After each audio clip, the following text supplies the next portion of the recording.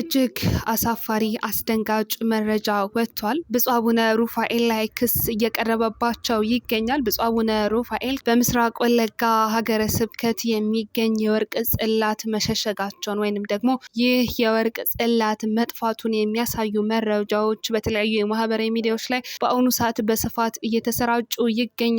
በአሁኑ ሰዓትም አንድ ጥብቅ የሆነ ደብዳቤም ለመንበረ ፓትርያርክ ጠቅላይ ቤተ ክህነት ጽሕፈት ቤትም መላኩ ተሰምቷል። ይህ ጉዳይ ምንድን ነው? ብፁዕ አቡነ ሩፋኤልስ ከዚህ ጉዳይ ጋር ምን አገናኛቸው? እውነት ይህ የወርቅ ጽላትስ ተዘርፏል? ደብዳቤው በግልጽ ፍንትው አድርጎ የሚያሳይ መሆኑንም እየተገለጸ ነው። ሙሉ ደብዳቤውን ይዘንላችሁ መጥተናል። ብፁዕ አቡነ ሩፋኤል ከጉዳዩ ጋር ምን አገናኛቸው? እንዲሁም ደግሞ ጠፋ የተባለው የወርቅ ጽላትስ ምንድን ነው የሚለውን የብፁዕ አቡነ ሩፋኤልን ምላሽ ጨምሮ በስፋት የምናስቃኛችሁ ይሆናል። ሰላም ጤና ይስጥልን ውድ ጊዜ ቲዩብ ቤተሰቦቻችን እንደምሰነበታችሁ፣ እንዴት ቆያችሁልን? ሰላም እግዚአብሔር ከእናንተ ጋር ይሁን። በዛሬው የመረጃ ሰዓታችን እንግዲህ በአሁኑ ሰዓት በስፋት በማህበራዊ ሚዲያዎች ላይ እየተሰራጨ ያለ አንድ መረጃ አለ። ይህም እንግዲህ የጠፋውን የወርቅ ጽላት የሚመለከት ይሆናል። ይህ የወርቅ ጽላትም መጥፋት ተከትሎ በብፁዕ አቡነ ሩፋኤል ላይ ከፍተኛ የሆነ ክስ እየቀረበባቸው ይገኛል። ይህንን ጉዳይ በስፋት የምናስቃኛችሁ ይሆናል። እስከ ዝግጅታችን እስከ መረጃችን ፍጻሜ ድረስ በመልእክት መስጫ ሳጥናችን ላይ ሀሳብ አስተያየታችሁን እያሰፈራችሁልን አብራችሁን ቆዩ።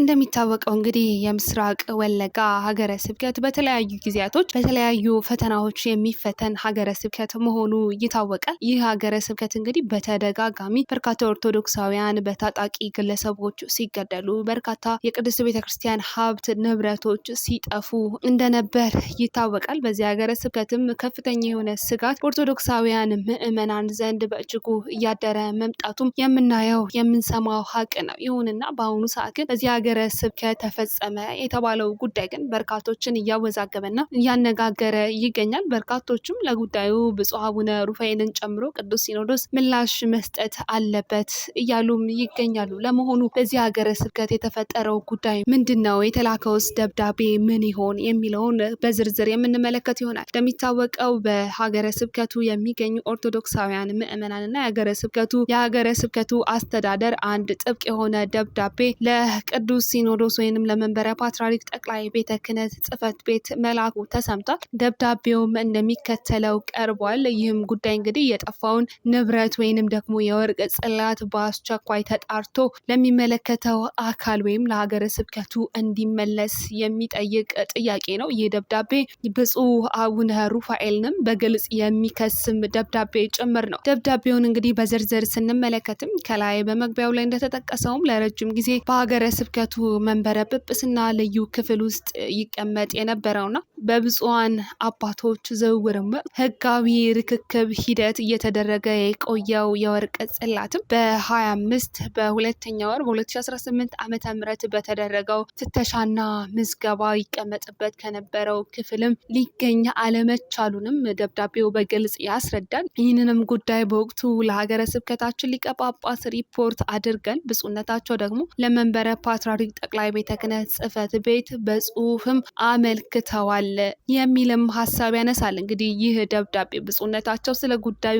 እንደሚያውቁና እንዲሁም ደግሞ ለመንበረ ፓትርያርክ ጠቅላይ ቤተ ክህነትም ይህ ጉዳይ እንደተነገረ ከዚህ በፊትም እንደታወቀ ልክ ጽላቱ ወይንም ደግሞ የወርቅ ታቦቱ መጥፋቱ ሲታወቅ ሪፖርት እንደተደረገም ደብዳቤው በግልጽ ያስረዳል። ይሁን እንጂ እስካሁንም እየተደረገ ያለው የክትትል ስራ ምንም የተደረሰበት ነገር ስለሌለ ተጠቃሹ ንብረትም ወይንም ደግሞ ይህ የወርቅ ታቦትም ርቆ እንዲሄድና ደብዛውም እንዲጠፋ እድል የሚሰጥ በመሆኑ እንዲሁም ደግሞ በአካባቢው ሕዝብ ዘንድ ከፍተኛ የሆነ በኦርቶዶክሳውያን መካከል ቁጣን እየቀሰቀሰ ያለ ችግር መሆኑንም የመንበረ ፓትርያርክ ጠቅላይ ቤተ ክህነት ጽሕፈት ቤት ሊረዳ እንደሚገባ በሀገረ ስብከቱም ከፍተኛ የሆነ ተቃውሞና ክርስቲያኖች ኦርቶዶክሳውያን ይህ ቅርስ መጥፋቱን ተከትሎ በርካታ የሆነ ድምፅ እያሰሙ መሆናቸውንም በደብዳቤው ላይ እንግዲህ ሰፍሮም እናገኛለን። ይህ ጉዳይ ጉዳይንም ሀገረ ስብከቱ ወይንም ደግሞ መንበረ ፓትርያርክ ጠቅላይ ቤተ ክህነትም እንደ ቀላል እንዳይመለከተውም የሚያሳስብ ጉዳይም ሆኖ አግኝተነዋል። ታዲያ በዚህ ደብዳቤ ላይም እንደተገለጸው ከሆነ ጽሕፈት ቤታቸውም ይህ ሀገረ ስብከት ወይንም ደግሞ ጽሕፈት ቤቱ ባገኘው መልስ መሰረት እንግዲህ ብፁዕ አቡነ ሩፋኤል ከብፁዕ አቡነ ኤልሳ የልዩ ክፍል ቁልፉን እንደተረከቡ እንዲሁም ደግሞ በቂ የሰው ማስረጃ እንዳላቸው ጭምርም የሀገርና የሕዝብ ንብረት የሆነውም ይህንን ንብረት ወይንም የወርቅ ጽላት ርቆ ከመሄዱ ወይንም ደብዛው ከመጥፋቱ በፊትም ብፁዕ አቡነ ሩፋኤል ቀርበው እንዲጠየቁና የተባለውም ንብረት ወደ ቦታው ተመልሶ እንዲሁም ጠፋ የተባለውም ንብረት ወደ ቦታው ተመላሽ እንዲሆንላቸውና ይህም ጉዳይ በእጅጉ መጣራት የሚፈልግ ጉዳይ መሆኑንም ሀገረ ስብከቱ ወይንም ደግሞ መንበረ ፓትርያርክ ጠቅላይ ቤተ ክህነት ቅዱስ ሲኖዶስ ተረድቶ ብፁዕ አቡነ ሩፋኤል ቀርበው እንዲጠየቁ ስለ ጉዳዩ ምላሽ እንዲሰጡ ይህንንም የወርቅ ጽላት ካስቀመጡበት ቦታ ወደ ሀገረ ስብከቱ እንዲመልሱም ይህ እንግዲህ በሀገረ ስብከቱ የሚገኙ የሀገረ ስብከቱ አስተዳደር ክፍሎች በዚህ ደብዳቤ ላይ እንግዲህ በጉልህ አስፍረው ይህንን ደብዳቤ ለመንበረ ፓትርያርክ ጠቅላይ ቤተ ክህነት መስጠታቸውም እየተነገረ ይገኛል። ይህ ደብዳቤም እንግዲህ ለቅዱስ ሲኖዶስ ጽሕፈት ቤት እንዲሁም ለብፁዕ ቅዱስ አቡነ ማትያስ ጨምሮ ይህ ደብዳቤ እንደተላከና ከዚህም በተጨማሪ ለብፁዕ አቡነ ኒቆዲሞስና ለሀገረ ስብከቱ አስተዳደር ክፍልም እንደተላከ እየተነገረ ይገኛል። ይህ ጉዳይም በአሁኑ ሰዓት በርካታ ኦርቶዶክሳውያንንም እያወዛገበና በተለያዩ የማህበራዊ ሚዲያዎች ላይ በስፋት እየተሰራጨ ያለም ጉዳይ ነው። ስለ ጉዳዩ እስካሁን ድረስ ከቅዱስ ሲኖዶስ ምንም አይነት ይፋዊ ማብራሪያም ሆነ ምላሽ አልተሰጠም። አንዳንድ መረጃዎች እንደሚጠቁሙትም ከሆነ ብፁዕ አቡነ ሩፋኤል ስለ ጉዳዩ ምላሽ መስጠታቸውም እየተነገረ ይገኛል። ለመሆኑ ይህ ጉዳይ ከብፁዕነታቸው ጋር ምን አገናኘው ብለንም ስንመለከት እንግዲህ በደብዳቤው ላይ በስፋት በግልጽ እንደተገለጸውም ብፁዕ አቡነ ሩፋኤል ጽላት ወይንም ደግሞ ይህ ታላቅ የቤተ ክርስቲያን ቅርስ የሚቀመጥበትን ቦታ ቁልፍ ስለመረከባቸው የሚያሳይ ማስረጃ እንዳላቸውም መጠቆማቸው ግልጽ የሆነ ማብራሪያ ነው። ከዚህም ባሻገር ደግሞ ብፁዕነታቸው እንደሚታወቀው የጋምቤላና የወለጋ ሀገረ ስብከት እንዲሁም ደግሞ በምስራቅ ወለጋ በተለይም ደግሞ በኪረሙ አካባቢ በጸጥታ ችግር ምክንያትም አብያተ ክርስቲያናት ሲቃጠሉና ታቦታትም ሲሰደዱ ንብረቶችን የማስጠበቅና በጊዜያዊነትም ወደ አስተማማኝ ቦታ የማዘዋወር ከፍተኛ ስራ ሲሰሩ እንደነበር ይታወሳል። ከዚህ ቀደምም በነበራቸው ስራ እንግዲህ ብፁዕነታቸው ብፁዕ አቡነ ሩፋኤል ይህንን ታቦት የመጠበቅ ህጋዊ እርምጃ ወይንም ደግሞ ኃላፊነት ወስደው እንደነበር እንዲሁም ደግሞ ታቦቱ እንደነበርና ይህንንም ኃላፊነት ሲወጡ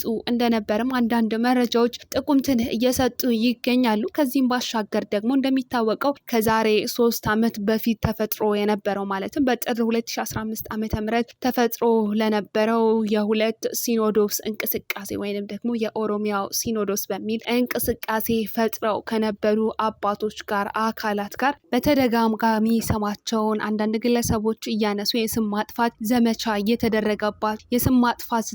ይደረገባቸው እንደነበር ይታወሳል። ብፁዕ አቡነ ሩፋኤል በቁጥጥራቸው ስር ያሉ በተለያዩ የወለጋና የጋምቤላ ሀገረ ስብከት ቅርሶችን ይዘው ሊወጡ ነበር የሚሉ አንዳንድ የማህበራዊ ሚዲያዎች ሀሰተኛ መረጃዎች ሲንሸራሸሩ እንደነበር ይታወሳል። ይሁንና ይህንንም መሰረትና መነሻ በማድረግም በአሁኑ ሰዓት በርካቶች በሀገረ ስብከቱ ስለሚገኙ ቅርሶችም ስጋት እንዳለባቸው ስለ ጉዳዩም ብፁዕ አቡነ ሩፋኤል ግልጽ የሆነ ማብራሪያ መስጠት እንዳለባቸው ሀሳብ ሲሰነዝሩም ተደምጠዋል። በተለያዩ የማህበራዊ ሚዲያዎች ላይም በርካቶች ሀሳባቸውን በዚህ ጉዳይ ላይ እየሰጡበትም ይገኛሉ። ይሁንና የቅርሶች ጥበቃም ሰጠ በተባለው ማብራሪያ ላይም እንግዲህ በአካባቢው በነበረ የጸጥታ መበላሸት ምክንያትም የታቦታትና የንብረት ስደት እንደነበር ወይንም ደግሞ የተለያዩ ታጣቂዎች በዚህ አካባቢ አይናቸውን በመጣላቸው ምክንያትም የተለያዩ ቅርሶችን ለመጠበቅና ከጥቃት ለመከላከልም ለማሸሽ ወይንም ደግሞ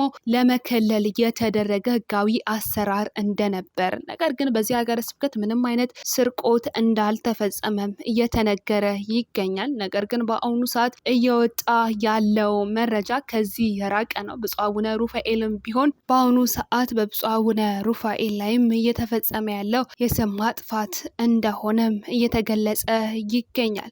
ይህንንም እንግዲህ ማስረጃና መረጃ ያላቸው አካላትም እንዲያቀርቡ እየተጠየቁ ይገኛሉ። እስካሁን ድረስ እንግዲህ ብፁዕነታቸው ብፁዕ አቡነ ፋኑኤል በይፋ ወጥተው ምንም አይነት ምላሽ የሰጡት ነገር የለም። ይሁንና ቅዱስ ሲኖዶስም በጉዳዩ ላይ እስካሁን ድረስ ምንም አይነት ማብራሪያም ሆነ ምላሽ አልሰጠም። ይህንንም መረጃ አወጣን ያሉ አካላትም በጉዳዩ ላይ ደብዳቤውን ለመንበረ ፓትርያርክ ጠቅላይ ቤተ ክህነት ከመላካቸው ባሻገር አለን ያሉትን ማስረጃ እስካሁን ድረስ አላወጡም። እንግዲህ አሁንም በርካታ ኦርቶዶክሳውያን ይህንን ጥያቄ እየጠየቁ ይገኛሉ። ሀገረ ስብከቱም ያለውን ማስረጃና መረጃ ያውጣ። ብፁዕ አቡነ ሩፋኤልም በቀረበባቸው ክስ ላይ ወይንም ደግሞ ጠፋ ስለተባለው የወርቅ ጽላት ምላሽ መስጠት አለባቸው። እንዲሁም ደግሞ ቅዱስ ሲኖዶስ ወይም የመንበረ ፓትርያርክ ጠቅላይ ቤተ ክህነትም ጉዳዩን በጥልቀት መመርመርና ጠፋ የተባለውም ቅርስ በአሁኑ ሰዓት የት እንደሚገኝ ወዴት እንደሸሸም እንዲሁም የቅዱስ ቤተ ክርስቲያን የሀገር ቅርስ መሆኑ ታውቆና ተረድቶ ለጉዳዩ ጥብቅ የሆነ ፈጣኝ እንዲሁም ደግሞ አስቸኳይ ምላሽ መስጠት አለበት የሚሉ ጥያቄዎች እንዲሁም ሀሳቦች ከበርካታ አቅጣጫ ከበርካታ ኦርቶዶክሳውያን እየተነሱና እየተሰነዘሩ ይገኛሉ። ሌሎች ምላሾችን እንዲሁም ደግሞ ማብራሪያዎች ሲኖሩ ብፁዕ አቡነ ሩፋኤልም ይፋ የሆነ መልስ ወይንም ምላሽ በጉዳዩ ላይ እንደሚሰጡ ተስፋ እናደርጋለን። ቅዱስ ሲኖዶስም ጉዳዩን በጥልቀት እንደሚመረምረውና እንዲሁም ደግሞ አስቸኳይ የሆነ ምላሽ እንደሚሰጥም እናምናለን። እነዚህን ምላሾችና ሀገረ ስብከቱ ወይንም ቅዱስ ሲኖዶስ እነዚህን ምላሾችና ሀገረ ስብከቱ የደረሰበትን ሁኔታ እንዲሁም ቅዱስ ሲኖዶስ ወይንም ደግሞ የመንበረ ፓትርያርክ ጠቅላይ ቤተ ክህነት ጽሕፈት ቤትም የደረሰበት መረጃ ወይም ማስረጃ ሲኖር በቀጣይ የምናደርሳችሁ ይሆናል። ነገር ግን ለዛሬ ያዝንላችሁ መረጃችን ይህንን ይመስል ነበር። በጉዳዩ ላይ ያላችሁን ሀሳብ አስተያየት በመልእክት መስጫ ሳጥናችን ላይ ማስፈር አይዘንጋ እንላለን። ከዚህም ባሻገር ሁሉም ኦርቶዶክሳዊ ቅድስት ቤተ ክርስቲያን የምትሰጠውን ምላሽ ይጠብቅ እያልን የዛሬውን መረጃችንን በዚህ ቋጨን። ሰናይ ጊዜ ለእናንተ ተመኘን።